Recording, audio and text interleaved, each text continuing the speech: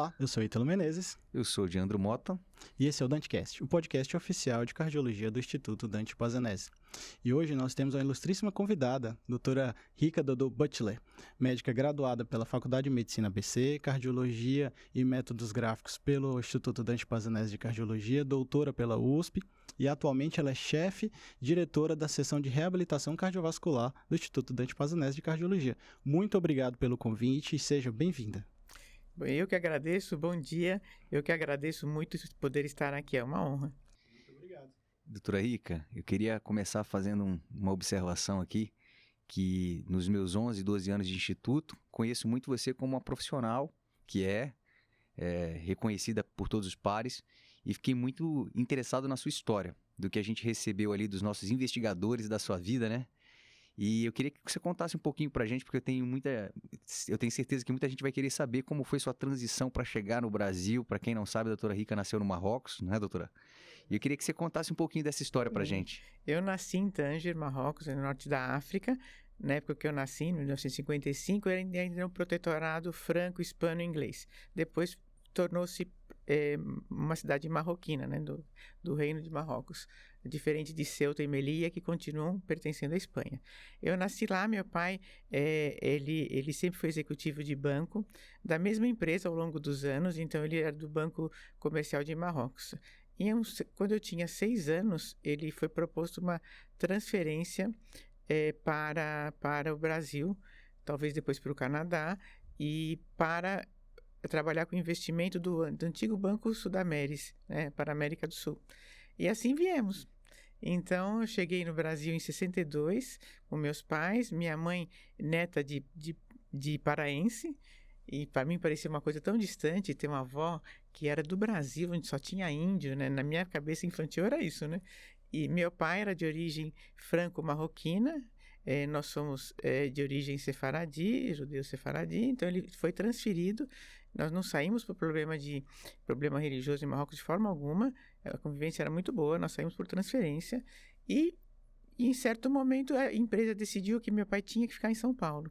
Então nesse momento eu fui colocada num colégio brasileiro, ligado à comunidade italiana, que é o Dante Alighieri, e lá caí eu, com este nome estranho, chamada Rica, gordinha, de óculos, então eu era assim, a atração da sala, só que eu já era alfabetizada, né, eu já sabia ler, escrever em francês e espanhol, então foi rápido, então a adaptação inicial de algumas palavras que eu não tinha nem ideia, o que é criado mudo, pia, para mim era torneira, era uma coisa assim difícil, né? Aí eu aprendi português e meus pais tinham aula com o professor, mas assim, a minha fluência foi mais rápida, acho que eu já tinha cérebro de criança, acho que é mais plástico. E me adaptei no Dante Alighieri e foi indo e a gente ia muito passar férias, em Marrocos e na França, que meu pai reportava ao banco em Paris, né? E a gente ia a cada 2 anos, obviamente era tudo com carta, ia de navio para levar mais coisa, trazer mais coisa, e assim foi indo. Quando eu entrei na faculdade, eu fiz toda a minha história de colégio no Dante Alighieri. E daí, quando eu fui para entrar na faculdade, eu pensei, eu tenho que ser brasileira, porque senão eu não vou conseguir fazer residência. A minha avó era brasileira. Minha mãe, desde que nasceu, minha avó tinha registrado na Embaixada Brasileira de Marrocos. Minha mãe também era brasileira, sempre foi. E eu não. E meu pai tinha cidadania marroquina, então com isso eu pedi, ele me emancipou com 17 anos e daí eu consegui me naturalizar. Aí eu fiz a faculdade, na faculdade eu não sabia o que eu ia fazer, eu achava que ia fazer gastro, cirurgia, então eu ia no HC ver monitorização de cirurgia. Aí um dia no internato, eu tive um professor que chamava Munir, que me falou, você sabe que o coração é o órgão que se autonutre e tem um sistema elétrico. Eu falei, bom, vou fazer isso aí. Eu fiquei apaixonada por um órgão que dava alimento para ele mesmo, para o resto do corpo, que o sistema elétrico era parte, e que, falei, no meio do internato eu vou fazer cardio. Doutora, só voltando um pouquinho, assim, antes da faculdade, porque seu pai é executivo, né? Sim. A senhora fala executivo de banco. E medicina, essa paixão veio da onde? Por que fazer medicina? Desde sempre. Desde pequena, sempre. Lá no Marrocos, a senhora já pensava nisso? Lá no Marrocos, eu já pensava... Eu era pequena, eu gostava muito de bichinhos, né? Assim, a minha cidade é uma cidade que tem uns 500 mil habitantes, perto da praia, era uma cidade pequena, assim, pequena para os moldes de São Paulo, grande para os moldes, digamos, de Marrocos, que ela é menor só que Rabat e Casablanca, né, que são as outras cidades, digamos, cosmopolitas. E, não, aí durante o Dante Alighieri, eu conheci a minha grande amiga até hoje, que é a Ieda Jatene, né? Nós fizemos... Legal. Então, Interessante, hein, Diana? Olha a só. gente... Vem de nós longa ficamos data, então. amigas no colegial, lá no Dante. E sempre fizemos Dante. E muitas vezes o doutor Adib nos levava de carro, né? Para o colégio, né? Então, saía primeiro o mais velho, que era o Fábio, depois eu, a Ieda, do carro, que tinha um Galaxy, a Yara... E o menor, que era o Marcelo, né? Que é o Marcelo que faz cirurgia pediátrica e cardiopediatria hoje em dia. Então, aí eu comecei a gostar. Na faculdade, eu gostava muito. Mas eu sempre achei que eu ia operar, que eu ia ser cirurgiã. E essa paixão pela cardio veio no meio do internato. E naquela época, a gente não precisava fazer clínica médica, né? A gente tinha 2 anos de internato, não fazia clínica médica. Então, eu pensei, falei, acho que eu não vou passar. Porque eu nunca segui liga de cardio, nunca... Não tinha um currículo voltado para cardiologia, né? Não, aí não. Estudei muito, estudamos eu, a Ieda e o Almir, que conhecemos, que era da nossa faculdade, mas não era do nosso grupo. E então, como assim, a Ieda tinha muitos irmãos, cachorro, tudo, o Almir era do interior, e eu, filha única, minha casa silenciosa, minha mãe não trabalhava, então o centro de estudo era a minha casa, que é ainda onde minha mãe mora ainda, que é aqui no Paraíso. Então, a gente estudou o ano inteiro, e prestamos aqui no INCOR, né? E a gente entrou aqui, graças a Deus. Que legal, então foi do Dante pro Dante, né? Do Dante pro Alighieri pro Dante Pazanese. do Dante pro Dante. Então você entrou em que ano aqui no Dante, doutor? Em 80.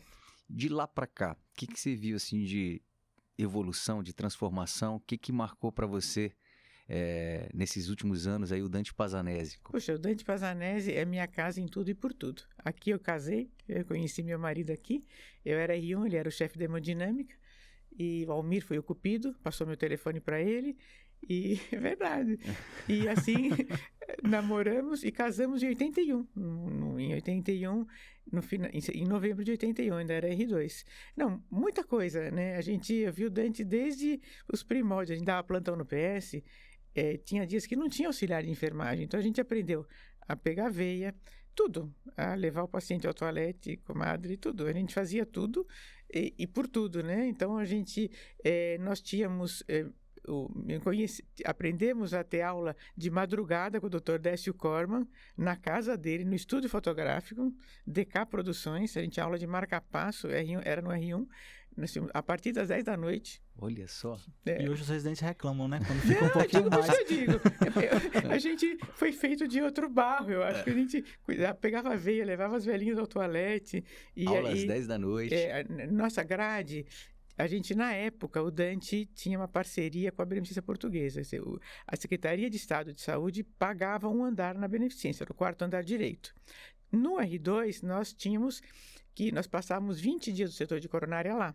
Então, a gente aprendeu, um hospital grandão, preparar os pacotes cirúrgicos, aquele medo, né, de mostrar filme, de a gente errar, de fazer o pacote errado. Mas aqui no R1, a gente tinha marca-passo junto com a anatomia patológica.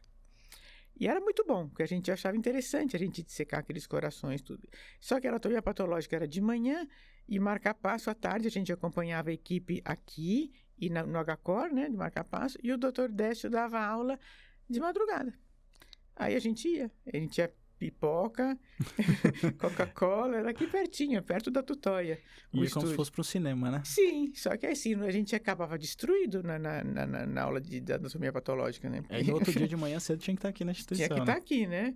Com a cabeça assim, mas foi muito bom. E então a gente tava plantão aqui, plantão na Beneficência, no pós-operatório, naquela UTI enorme, né? Porque a gente era acostumado na nossa UTI aqui, né? Que era pequena. A coronária tinha 3 leitos. Era no 2º andar do prédio antigo.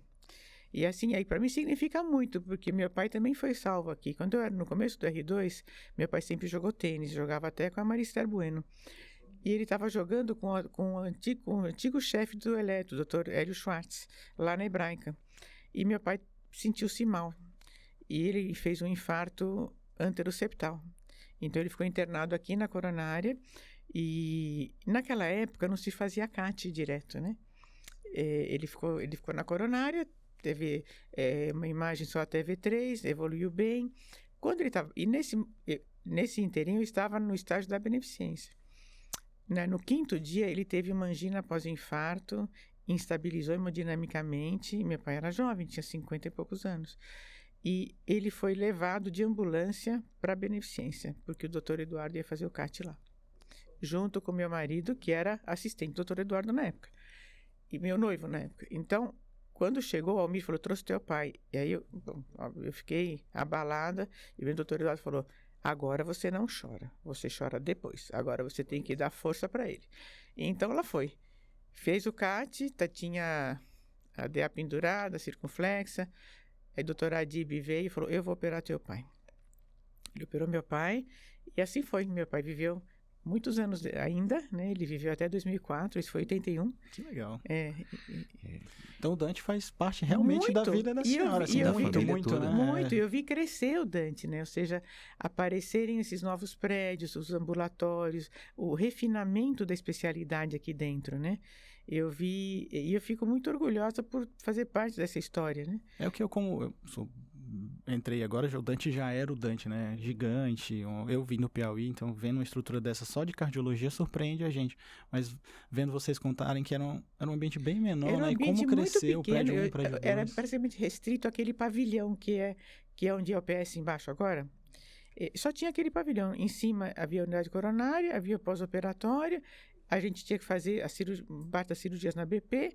Foi bom também porque a gente aprendeu a compartilhar com outras equipes, né? Porque chegava no plantão da BP, a gente atendia os pacientes do Dante e os pacientes que o chefe do plantão quisesse. Então, às vezes tinha 20 pacientes. E a beneficência tinha sua residência. Então, por exemplo, o Silas Galvão foi meu contemporâneo lá na BP. Então, a gente dividia os leitos e dividia a complexidade. Porque a gente, assim, criança, por exemplo, bebezinho, a gente não tinha experiência ainda quando começava o R2 aqui, né? Então, assim, foi bom depois ficar só aqui, foi muito bom. Mas também foi bom esse estágio que permitiu que a gente tivesse uma vivência de um hospital grande, que a gente não tinha. A gente estava aqui, tipo, na nossa casa, né? E foi boa essa convivência. Doutora, e o crescimento do seu setor, setor de reabilitação cardiovascular? Que o Dante foi um dos primeiros a trabalhar com reabilitação. Eu tive muita sorte, muita honra de trabalhar com quem eu trabalhei. Com o doutor Horácio, com o doutor Romeu. Quando eu comecei aqui, o doutor Romeu e o doutor Ari foram meus professores na faculdade, no 4º ano. Eu conheci o Dante a primeira vez quando eu achava que eu não ia fazer cardio, no 4º ano. A gente teve aula aqui. Então, a gente tinha aula, mas assim, eu adorei, eu gostava muito das aulas deles, mas naquele momento a minha cabeça era de cirurgia gástrica. Então, depois, quando eu estava no R2, eu comentei com o Romeu que talvez eu queria fazer uma coisa, digamos, não invasiva. O Ari, por sua vez, me convidou para fazer R3 de emergência. Aí eu falei bom, eu não sabia se eu era, digamos, talhada para fazer UTI, né? Eu já tinha casado, meu marido é 11 anos mais velho que eu, e eu tinha ideia de formar uma família. Então, eu falei, será que eu ficar em UTI? E eu sempre tive aquela amizade com o Romeu, e eu gostava muito do que eu fazia na reabilitação. A gente fazia reabilitação especial, por exemplo. Nós tínhamos os pacientes graves, em que a gente monitorava a aula inteira, a aula de exercício inteira. E o Dr. Fer, que trouxe esse molde dos Estados Unidos, de Israel para cá. Então, no meu setor, quando a gente começou, a gente fazia teste ergométrico, tinha uma reabilitação pequena e tinha os pacientes graves que tinham aula à parte. Daí a gente falou, não, é chato, digamos, tarjar a pessoa como mais grave que a outra. Então, nós passamos a fazer a reabilitação toda conjunta, todos os pacientes no mesmo ginásio, mas nós sabíamos a complexidade. Passamos também a fazer as provas funcionais da medicina nuclear, que não havia antes. Então, foi criada a medicina nuclear, a doutora Annelise era chefe, veio do Einstein para ser chefe aqui. Então, a gente começou a fazer os exames de medicina nuclear, que ainda eram naquela chapinha que parecia de raio-x, preto e branco. E a gente fazia com talho. Então, crescemos e aprendemos juntos a interpretar e a fazer essa parte de medicina nuclear. No meu setor, havia também o Holter, que era a doutora Maria do Carmo Sá, que comandava. Então, a gente também começou a vivenciar a arritmia. Então, o crescimento do setor foi muito grande em sentido da gente fazer teste ergométrico de todas as patologias cardíacas, todas, da gente sair daquele registro que a gente, para virar um canal, tinha que ver, não dá para ver tudo junto. Então, a gente tinha que virar o canal para ver D2, para ver. Eu falei de anterior, era tudo na tirinha e rápido no gatilho, né? Vai virando. Hoje em dia a gente tem tudo na tela e foi muito interessante essa transição, inclusive para dar aula. Eu primeiro dei aula com slides pintadinhos de amarelo para aparecer o título, daí foi indo, verdade. A gente pintava na sala da fotografia com a Neide, que está aí até hoje. Daí nós fomos pro CD, pro disquete, pro CD, pro pendrive. E agora está na nuvem, né? E agora está na nuvem, Eu falo assim, eu queria estar no dia de hoje com o meu cérebro dos meninos de startup, com 20 e poucos anos, porque ideias tem muita, né? Mas precisa agilidade. Mas eu adoro toda essa parte de tecnologia. Assim, foi um prazer para mim vivenciar com medicina nuclear essa parte de física, de pixel, de coisa, eu acho muito interessante. Então, nós crescemos da imagem do eletro, que era uma tirinha, que a gente não podia ver tudo simultâneo, ao eletro simultâneo, computadorizado, as imagens de medicina nuclear, as provas funcionais com marcadores com estresse farmacológico, e com isso o setor cresceu muito. Assim, e eu tenho assim, eu tenho hoje em dia o mesmo ânimo que eu tinha quando eu tinha 30 anos.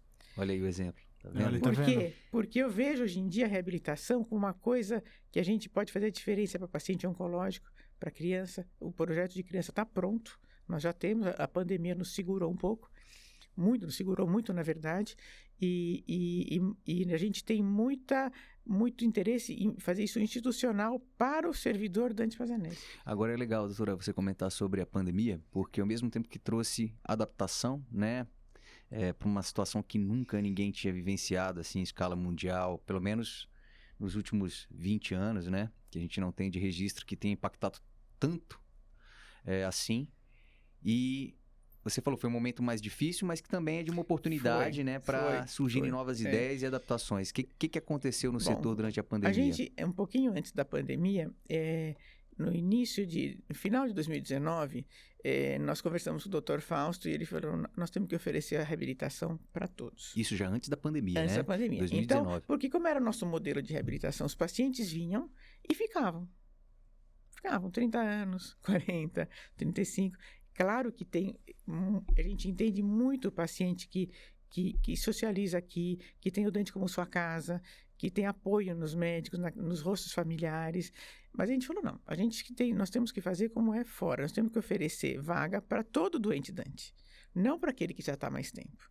Então, nós resolvemos fazer um modelo de 12 semanas de reabilitação. Então, o paciente até hoje, tá assim, é apresentado ao setor, quando ele vai ter alta ou quando o ambulatório envia, a gente se apresenta, mostra que exame a pessoa vai fazer, a gente admite e ele aprende, ele faz aulas presenciais 12 semanas.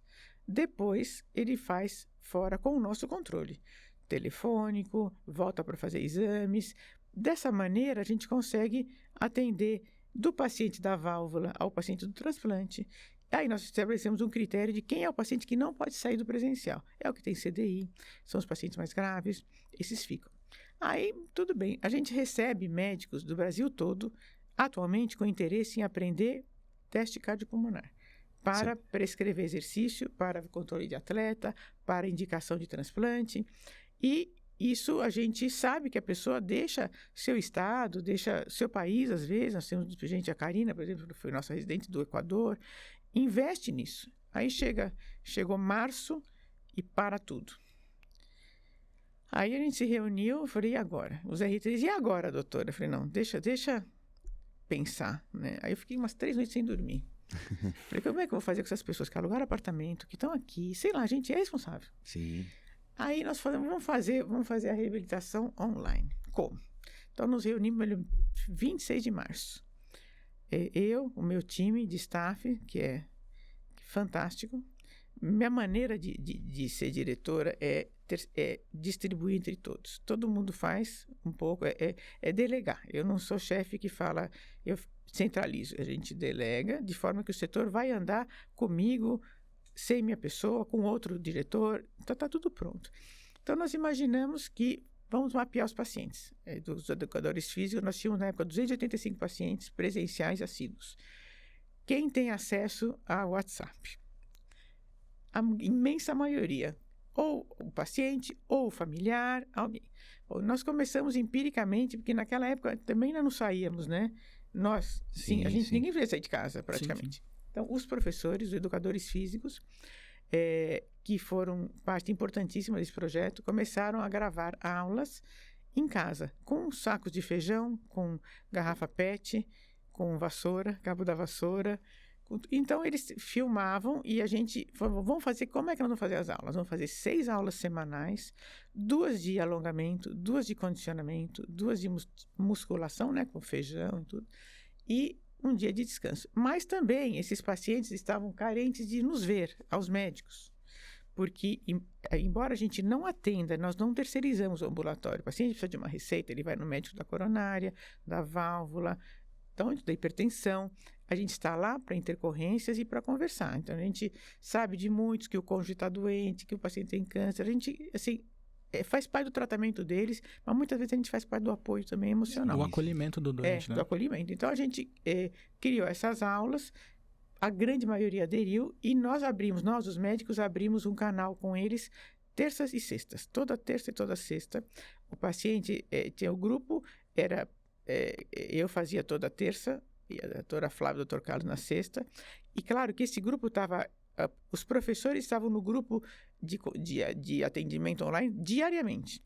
Se eventualmente na quarta-feira aparecesse um paciente, estou com febre, dor no... Aí ela abria para nós. Se não, nós estávamos todo o período da terça e da sexta abertos com o paciente. O paciente, não achei tal coisa no ambulatório, posso trocar por outro remédio? Não, reporte-se ao setor. Às vezes não conseguia, a gente falava, bom, tem a atorvastatina, posso pegar? Pode.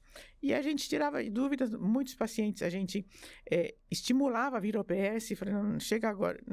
Não, mas se pegar Covid, não, dor no peito, tem que vir. A gente levantava o prontuário, não dá para ficar em casa, coloque a máscara e vá.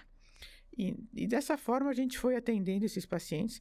Quando esse grupo nosso dos médicos com os pacientes da reabilitação ficou até outubro de 2021.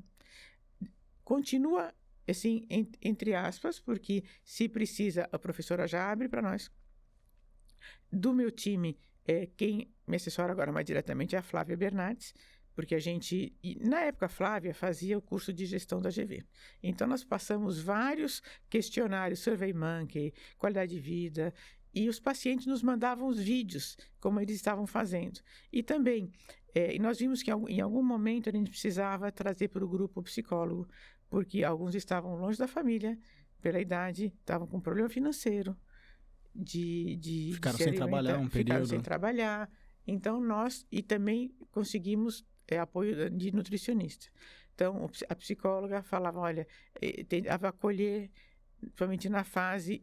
Eles se cuidaram muito bem, porque, graças a Deus, nós perdemos muito poucos pacientes para a Covid do grupo de reabilitação. Se parar para pensar, doutora, vocês realmente conseguiram montar uma estrutura de wellness, né? Você tinha ali saúde mental, né? Tinha, tudo. A saúde nutricional e a atividade física, né? E a gente, assim, muitas vezes falava, mas eu não consigo comer direito porque está caro, porque estou longe, porque eu não vejo ninguém. Então, a gente realmente acolhe. Eu acho que o acolhimento foi a parte mais importante. Depois nós começamos, quando é que era a hora de voltar? Aí, no SurveyMonkey de um ano, uma vez instituído um ano esse projeto, nós vimos que a maioria dos pacientes se exercitava mais que quando vinha aqui. Em casa eles ficavam mais... Ficavam. Aí nós passamos a nos melhorar, porque quando nós podíamos sair, mas ainda não podíamos atender aqui, as aulas foram gravadas no ginásio de reabilitação. Então, no lugar onde eles faziam exercício. E nós também fizemos cartilhas de cuidados. Cartilha para o diabético, cartilha para o hipertenso.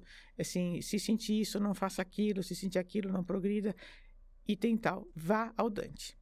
Então, eles tinham um tipo de um e-book para os pacientes que, além da cardiopatia, tinham diabetes e tinham outros distúrbios metabólicos.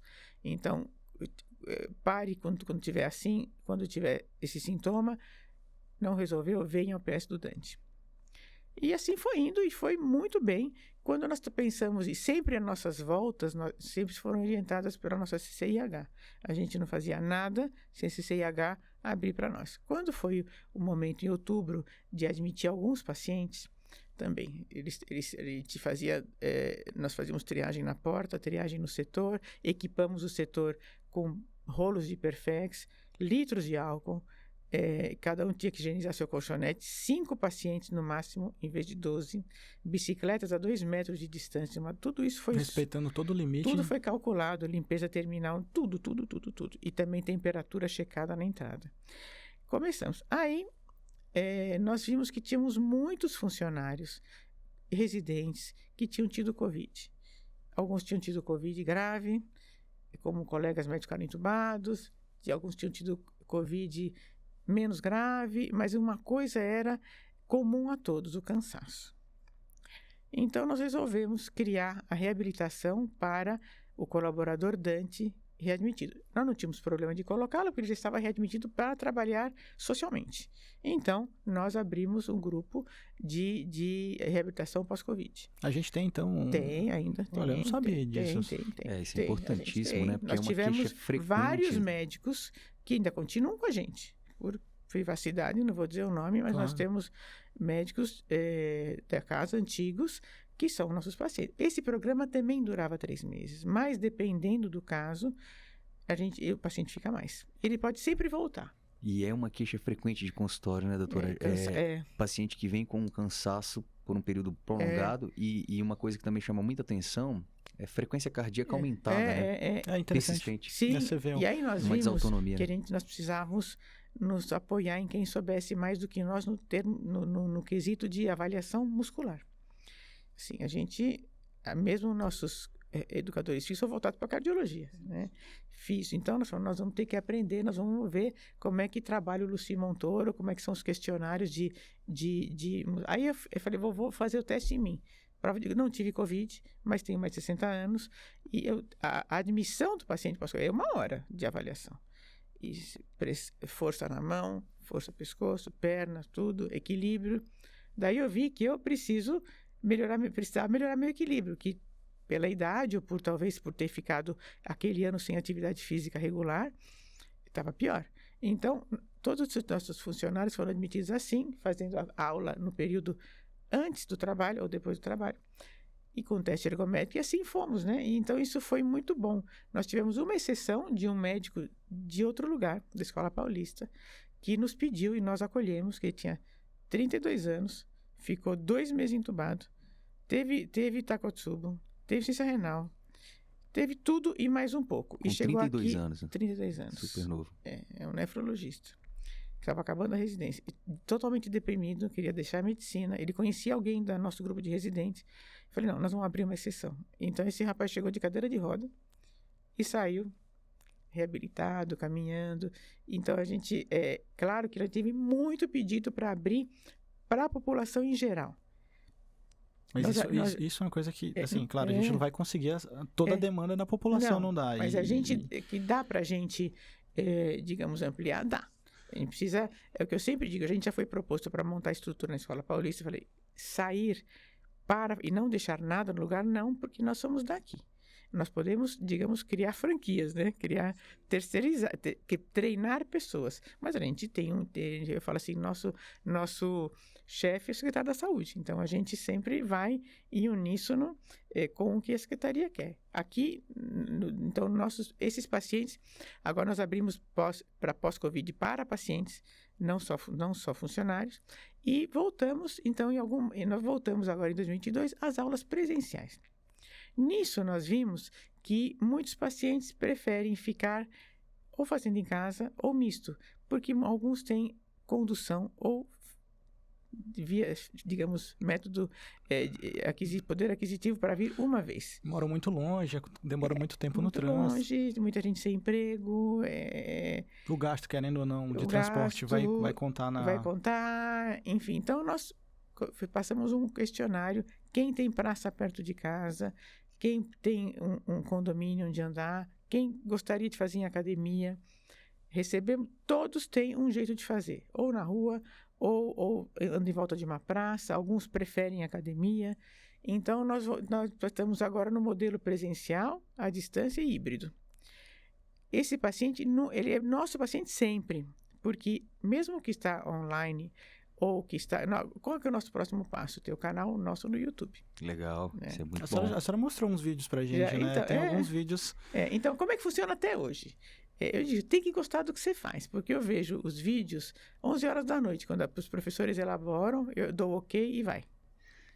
Até hoje. Assim, você tem que gostar do que você faz. Senão você não vai, né? Às 11 da Às noite, 11 da noite faz... 10 horas tendo aula, né? Na época da residência. Realmente, dá para ver que você é apaixonado pelo que faz, doutora Rica. Então, porque aí a gente aprova e a aula vai. Os professores, então, mandam para os pacientes. Então, agora a gente quer ter um canal, digamos, uma coisa do Dante para o Dante, com algum grau de privacidade, que as pessoas não clonem sozinhas, né? Depois, e fazer exercício. Nas muitas entrevistas que a gente deu, nós sempre enfatizamos, nós nunca fazemos online para o paciente que nunca foi nosso, porque nós temos que saber a patologia dele, o limite dele. A gente faz online depois que a gente conhece o paciente. Porque assim a gente não tem, ele sabe contar a frequência, sabe os sinais de alerta. Então nós estamos assim nesse modelo atualmente. Como é que é o modelo do paciente que está distante? Ele tem que fazer aqueles 3 meses, né? Aquelas 12 semanas, aliás, para aprender. Daí ele vai fazer depois lá. E a gente controla mensalmente por telefone. Tem um ramal de uma sala que é só para isso. E ele tem que voltar para fazer os exames de controle com 6 meses. E esse exame é sempre cardiopulmonar.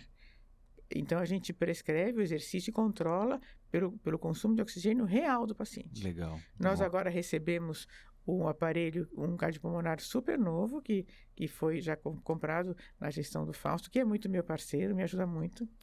E do Romeu, que é diretor da divisão, que eu tenho a humildade de ocupar o cargo que foi dele um dia, né? Dele e do Mastrocola, que me antecederam. E são pessoas reconhecidíssimas, né? E eu estou desde 2009 nesse cargo. Sempre peço feedback dos meus pares, dos meus residentes, para saber se eu posso melhorar, porque é a primeira vez que eu estou num cargo assim, né? Então, a gente tem o controle desses pacientes dessa forma. Nós estamos agora, vamos tocar em frente o nosso projeto das crianças, porque são crianças com cardiopatia grave, vão ser à tarde, com a presença da mãe ou responsável, a pedido deles mesmo, porque é a mãe que é dona de casa, tem que arrumar tudo em casa para trazer, nós não temos apoio da nutrição, e também de alguns vídeos para motivar a turma. E eu estou começando a delinear um projeto de reabilitação para paciente oncológico. Muito legal. A senhora vai expandir, já fez o Covid, né? Já. Não, vai vamos fazer indo. oncologia Mas você vê, né? agora. E olha aí, e o que é interessante que você falou que, poxa, eu gostaria de estar naquele mundo ali de startup, de fazer, gosta muito disso, de tecnologia, enfim. Mas ela já Isso é inovou aí inovação, também, né? mas isso tudo que ela falou estava na minha cabeça pensando, cara, isso é inovador, né? Tudo isso é inovação. A inovação não é o que é novo, só o que é novo, né? Mas é aquilo que às vezes você já tem um recurso, você aplica de uma forma diferente, trazendo um benefício maior, você está inovando. Então tem muita coisa legal aí que é inovação. E a gente agora nós vimos nossos equipamentos e vimos que alguns não estavam ok. Então, já que nós vamos ter paciente de todas as idades, vamos tentar comprar uma estação de trabalho. Sabe aquela estação de musculação que você consegue? Que são vários aparelhos São ao vários mesmo num tempo. só? Então, a gente nunca teve. Então, nós começamos a receber as propostas das empresas que vendem bicicleta, de tudo. Desde o que monta o reboque, a companhia atlética. Então, vem sempre essas reuniões, são comigo, com os educadores físicos, os fisioterapeutas e alguém do setor de compras do Dante.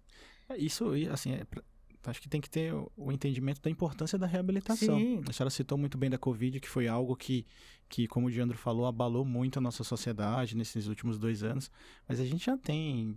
A senhora trabalha com isso todo dia. Dentro da própria cardiologia é muito, muito importante o uso da reabilitação. Sim. E pouco, pelo menos no meu ponto de vista, pouco difundido dentro dos cardiologistas clínicos. Não é só entre os cardiologistas, Ítalo.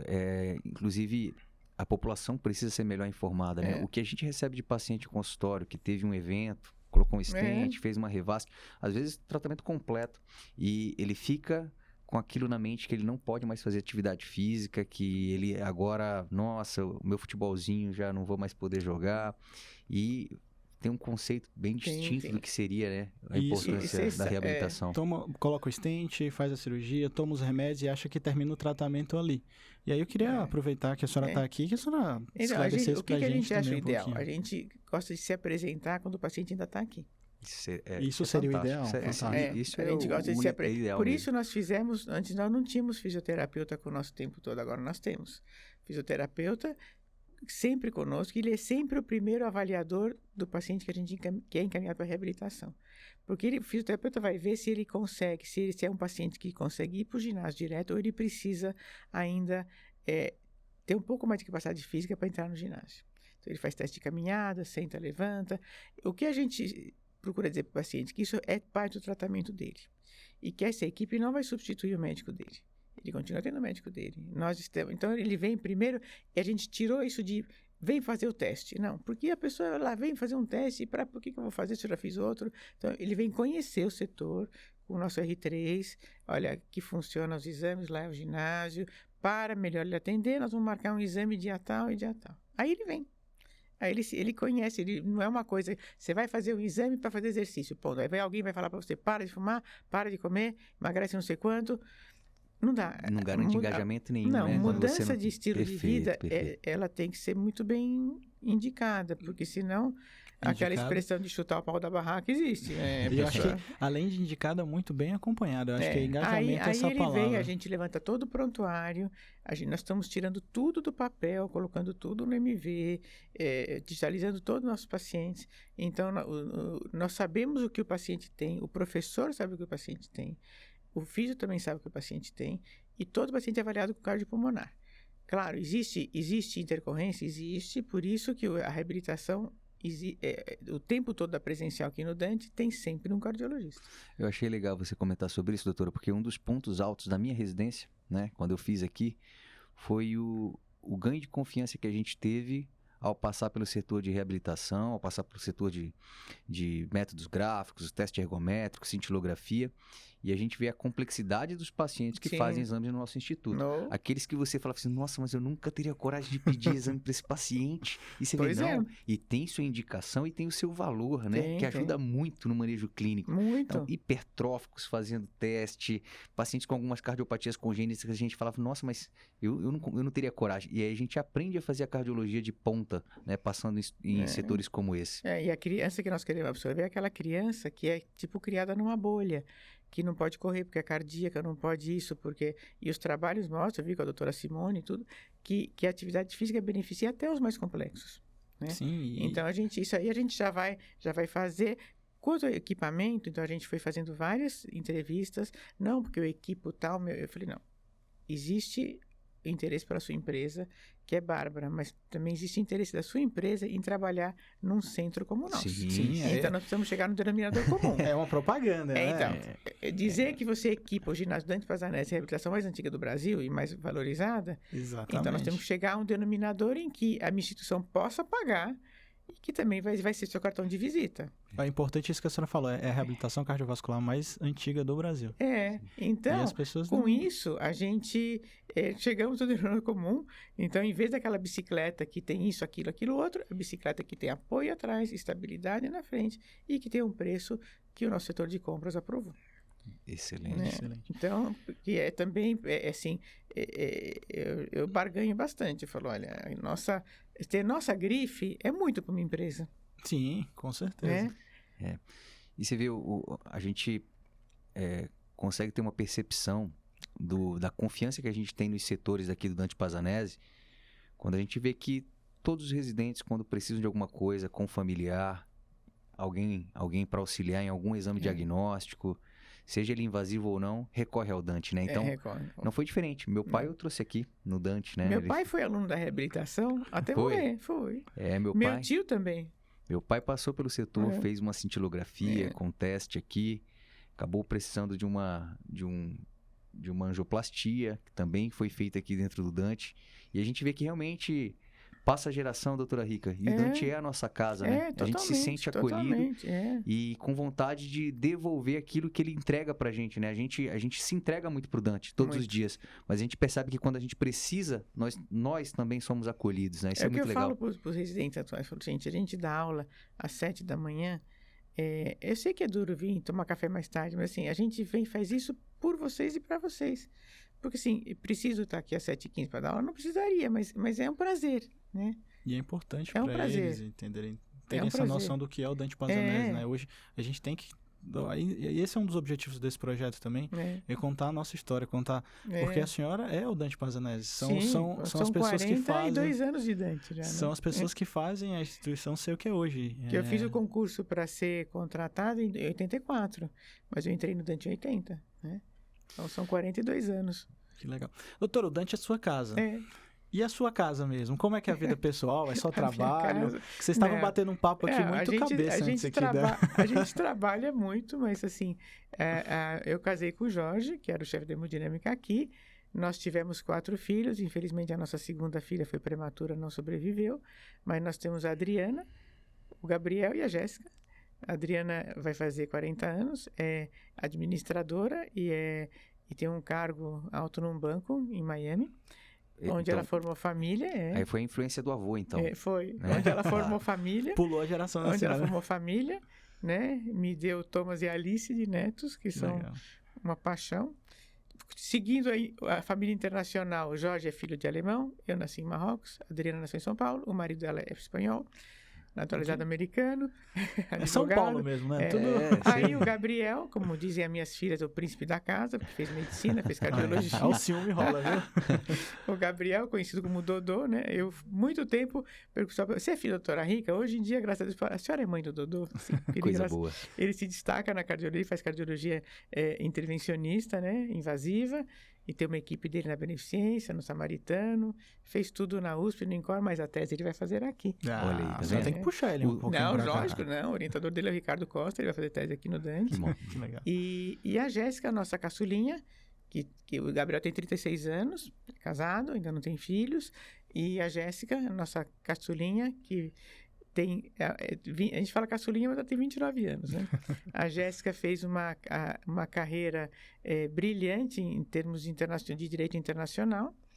Ela fez direito aqui no Mackenzie, daí ela fez um tipo de uma residência, já uma passantia na OEA, daí ela foi contratada pela Cruzeiro Vermelho Internacional para ser advogada em Genebra, e depois ela fez pós-graduação na New York University em Direito Internacional, e hoje em dia ela trabalha em Nova York. Olha, eu como pai também de 3 filhos, doutora Rica, posso imaginar a sua felicidade. Muito, muito. Porque eu acho que a partir do momento que a gente tem filho, nossas prioridades realmente elas mudam, isso não é clichê, isso é uma realidade. E eu acho que a maior preocupação que a gente tem quando que meu filho vai poder correr atrás da felicidade dele, fazendo o que ele gosta e sendo bem sucedido, que é o que a gente quer para todo mundo, né? Muita coisa fora. Você não tem time do ninho vazio? Não. Eu acho que pai e mãe tem que estimular o filho a voar sozinho. E assim, isso atrapalha a união de forma alguma. Nós somos muito unidos. A gente se fala, tem um grupinho que assim, mamãe prefere os netos. Então, hoje, como é que é a minha casa hoje? Eu e Jorge, meu marido, há 41 anos, temos a nossa casa com 5 cachorros Lulu. 5 Lulu da Pomerânia? Nós tínhamos Chloe, era a nossa cadelinha, tem 12 anos, e em um momento a Chloe casou-se com o Lulu, de um médico do H-Cor, do Newton, e nasceu o Gaston. Como nasceu um só, ficou para mim. E, bom, depois, no descuido, ela engravidou do Gaston, então nós temos Chloé, Gaston, Robespierre, Luís XV e Napoleão. Olha só celebridades. Celebridades que meus 3 filhos falam, não, mãe, deixa eles em casa que cada um vai levar um. Eu vou levar o Napoleão, que aí ia para Miami, o Robespierre ia para casa do Gabriel, que mora aqui, e o Luizinho para casa da Jéssica. Mas aí eles iam sentir, né? Aí o Gabriel gosta de gato, o Robespierre ficou comigo. O Napoleão não foi para Miami, e a Jéssica mora pelo mundo, e o Luizinho ficou comigo. Então, nós somos 5 Lulus e os vovôs, eu e Jorge. Essa é a minha casa hoje em dia. Mas que coisa, isso é muito legal, né? É muito bom. Então, e vocês, pelo que a gente estava conversando antes, quando o Ítalo comentou sobre a importância, né, da gente ter o nosso tempo de trabalho, mas valorizar o nosso tempo livre. E você é uma pessoa que gosta muito, né, doutora? De viajar, conhecer outros locais, de apreciar a arte do mundo inteiro, história, né? Muito. Isso é um hobby seu? Eu sou apaixonado por biografias, por história da arte, que eu quero ainda fazer o curso para ter um diploma, algum dia, né?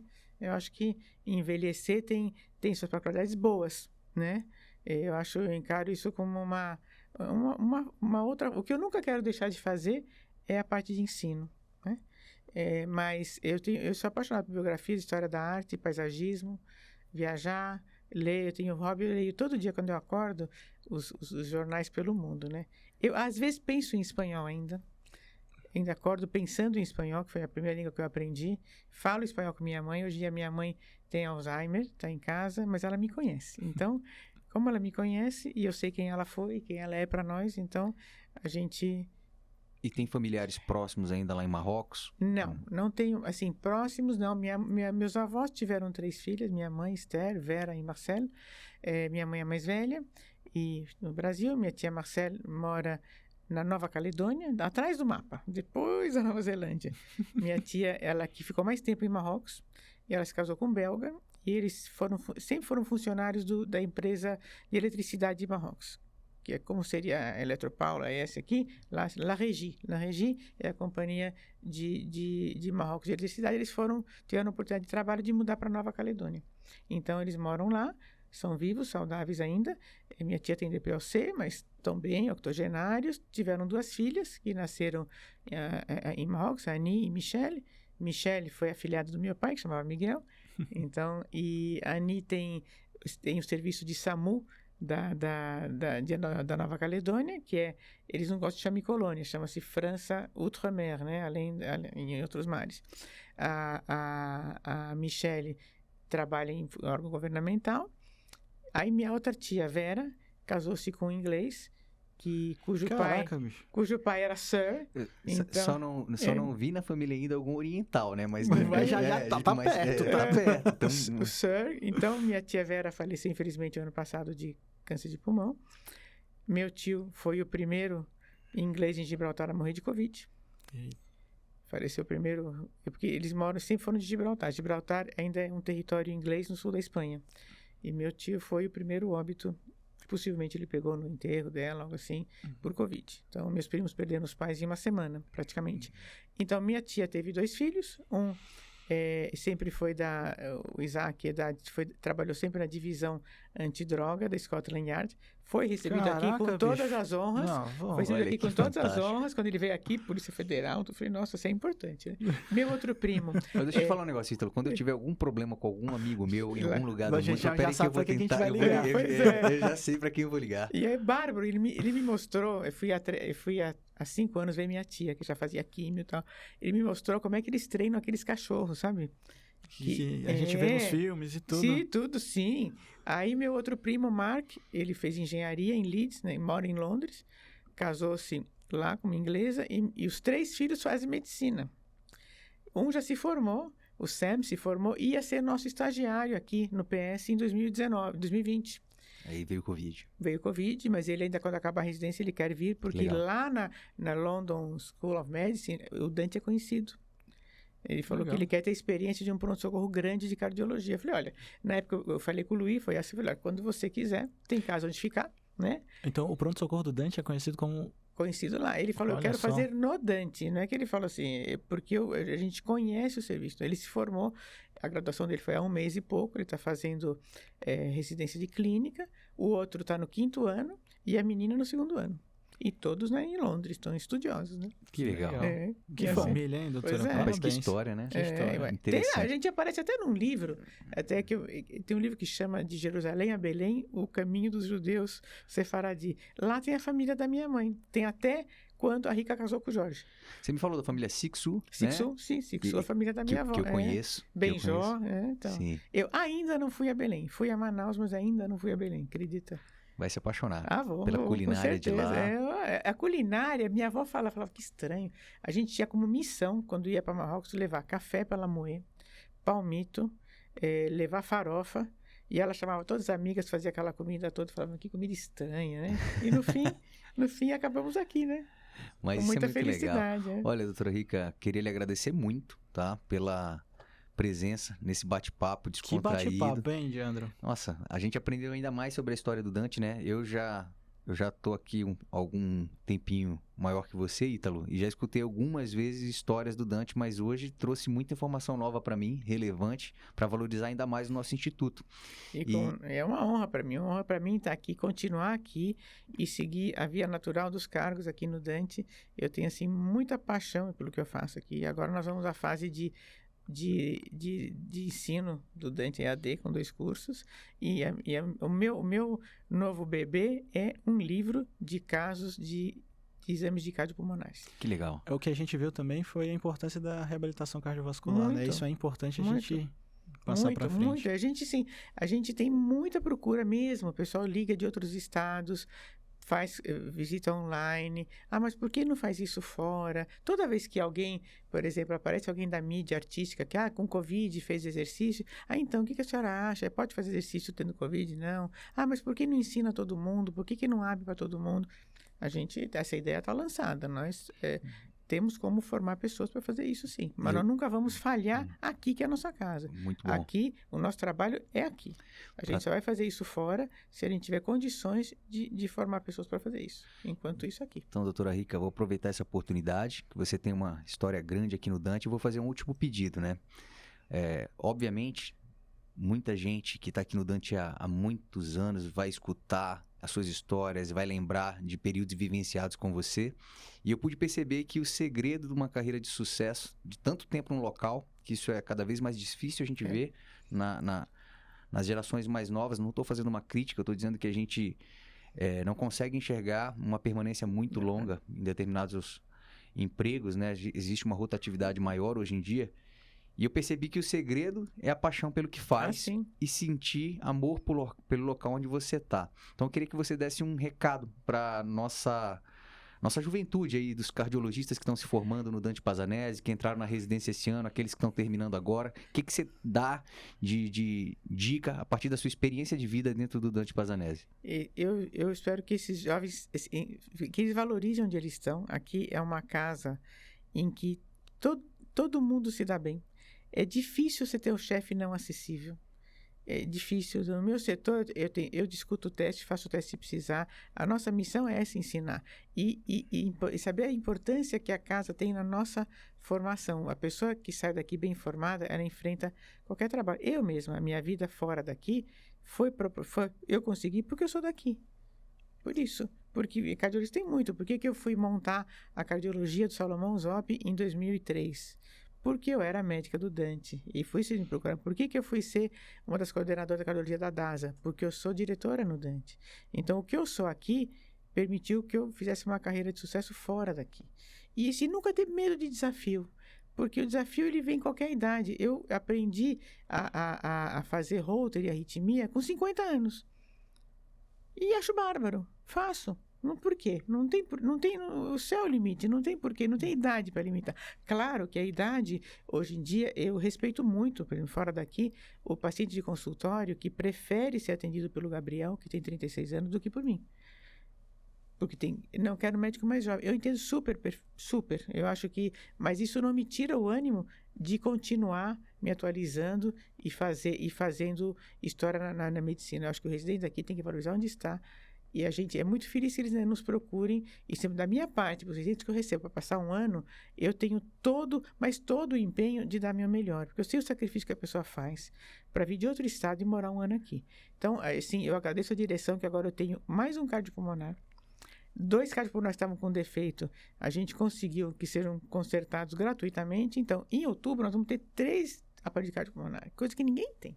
3. Nós vamos poder atender nossa população, vamos deixar um na medicina nuclear. Vou agendar o meu já lá, então. Nós vamos então, com isso, assim, o residente que está conosco vai aprender muito. Então, tudo é feito por eles e para eles. Então, a mesma paixão que eles têm de vir, a gente tem de devolver. Como eu digo, ninguém é perfeito. Eu não sou uma gestora há tanto tempo assim. Cada 2 meses que o residente passa, a gente faz um feedback, que só eu leio. Não gostei da monitorização, achei que tal aula era ruim, eu prefiro que... Então, realmente, para mim, é importante e pode se identificar. É importante porque a gente, em cima disso, a gente melhora para outro grupo. A gente vai crescer com as críticas e não elogiando sempre, eu acho né? super. Eu sempre falo que quer alguma coisa, quer falar no particular, não está bem, está achando que está valendo a pena, não está valendo a pena.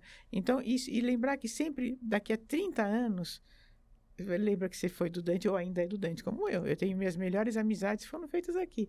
A Ieda, a gente se vê pouco, mas assim, é uma irmã que eu não tive. O Almir, lado a lado comigo até hoje, são 40 anos. 40 e nada, desde o APC. É uma eternidade. Né?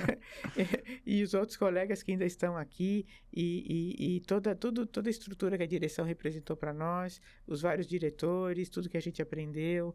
Enfim, continue com a paixão que vocês entraram. Esse é meu conselho. Para chegar nos meus 67 anos e acordar animado para trabalhar. Muito bom, isso doutora. Funciona.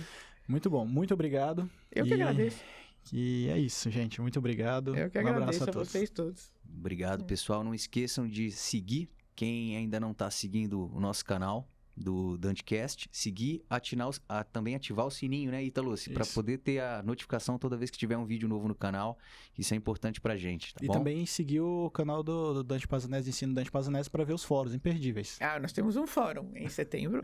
Estaremos lá. E que é surpresa. Assim. Obrigado. Novas indicações do teste ergométrico. Já deu spoiler. Não vou perder. Obrigado, pessoal, e até a próxima, então. Tchau, gente. Uma produção Fundação Adib Jatene.